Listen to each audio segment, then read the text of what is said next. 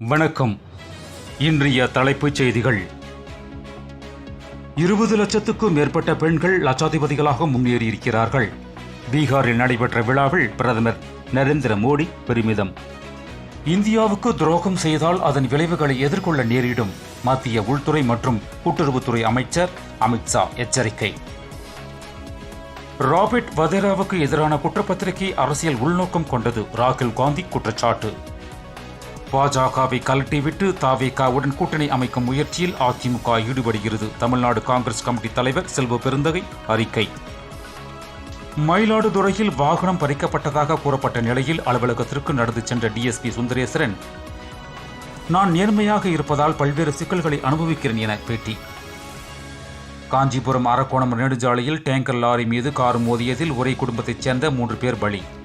தமிழக உரிமைகளை மீட்க பாராளுமன்றத்தில் குரல் கொடுப்போம். திமுக எம்பிக்கள் கூட்டத்தில் தீர்மானம். தூய்மை தரைவரிசை பட்டியல் வெளியீடு. மாநில அளவில் கோவை மாநகராட்சி முதலிடம் பிடித்தது. வந்தே பாரத் ரயிலில் 15 நிமிடங்களுக்கு முன்பதிவு இல்லாத டிக்கெட் பெறும் வசதி அறிமுகம். பாட்ஷா படம் வெளியாகி நேற்றுடன் 30 ஆண்டுகள் நிறைவு. பாட்ஷா படம் வெற்றிக்கு நீங்கள் தான் காரணம். ரஜினிக்கு இயக்குனர் சுரேஷ் கிருஷ்ணா புகழாரம்.